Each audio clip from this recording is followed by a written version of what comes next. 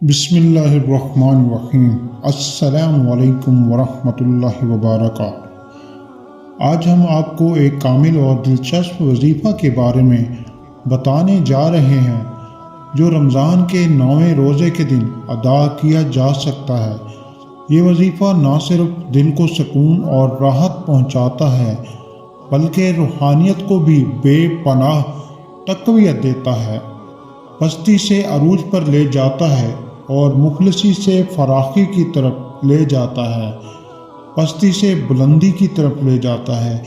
اگر آپ یہ چاہتے ہیں کہ اللہ تبارک و تعالیٰ آپ کو پست سے بلند کر دے، مخلصی سے عروج دیں اور بے پناہ رزق دیں، آپ کی حاجات پوری کریں، تو آپ اس عمل کو خاص کر اختیار کریں۔ رمضان کا 9واں روزہ ایک ایسی گھڑی ہے جہاں ہر دعا قبول ہوتی ہے، ہر آنسو اللہ کی رحمت کے ساتھ ساتھ گر جاتا ہے اور ہر عبادت کا اجر دگنا ہوتا ہے۔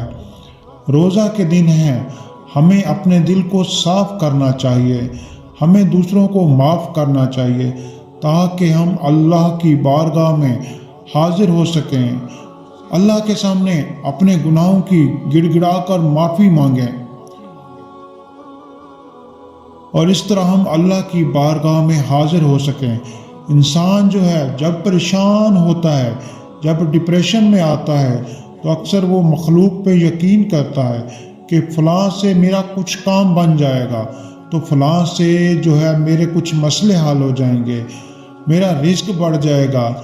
پھر حرام و حلال کے لیے اکثر تمیز نہیں کرتا اور رشوت کی طرف چلا جاتا ہے، رشوت لینے لگ جاتا ہے۔ اور رشوت لوگ کیوں لیتے ہیں؟ کہ پیسہ زیادہ ہو جائے، اور لوگ پرائز بانڈ لے لیتے ہیں اور اس کے لیے وظیفے کرتے ہیں کہ ہمارا پرائز بانڈ لگ جائے۔ اب بات دراصل یہ ہے کہ آپ نے جو پرائز بانڈ لیا ہے، جو جوا ہے، جو دراصل حرام ہے، آپ حلال کی تلاش کریں اور اللہ سے مانگیں۔ میں آپ کو بڑے وثوق سے کہتا ہوں کہ بندہ اگر حلال کے پیچھے لگے، حلال رزق تلاش کرے اور اللہ سے صحیح مانگے، اللہ اس کو رزق حلال دیتے ہیں، مفلسی ختم کرتے ہیں۔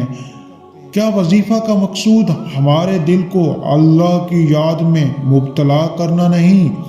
وظیفہ میں 4 اسماء الحسنی کا استعمال کیا گیا ہے جو ہمیں اللہ کے مختلف صفتوں کو سمجھنے اور محسوس کرنے میں مدد کرتے ہیں۔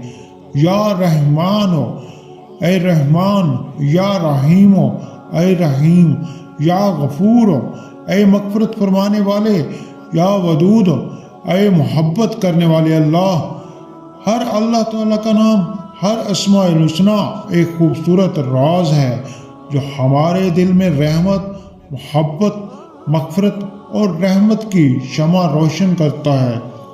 یہ وظیفہ صرف وظیفہ نہیں بلکہ آپ کے غریب گھر کے لیے نہایت مفید نسخہ ہے، بلکہ آپ کو رزق دینے کا ذریعہ ہے، آپ کی پریشانیوں کو دور کرنے کا ذریعہ ہے، آپ کی حاجات کو پورا کرنے کا وسیلہ ہے۔ اب میں آپ کو بتاتا ہوں کہ وظیفہ کو کتنی بار اور کیسے پڑھنا ہے۔ اس وظیفہ کو اپنے گھر کے سب سے بڑے سے لے کر سب سے چھوٹے تک سب کو سکھائیں اور ہر روز ساتھ میں ادا کرنا ہے۔ اس سے آپ کے گھر میں سکون اور برکت آئے گی۔ وظیفہ کو کم از کم 100 مرتبہ پڑھنا ہے، اور یاد رکھیں اس کو پڑھتے وقت اپنے دل کو صاف کرنے کے بعد اللہ کے سامنے حاضر ہو جائیں اور اپنے گناہوں کی توبہ اور مغفرت کی دعائیں کریں۔ یا اللہ، ہمیں اپنی رحمت اور مغفرت عطا فرما، ہماری دعاؤں کو قبول فرما، ہمیں اپنے راستے پر چلنے کی توفیق عطا فرما۔ آمین ثم آمین۔ جزاک اللہ خیر۔ والسلام علیکم ورحمۃ اللہ وبرکاتہ۔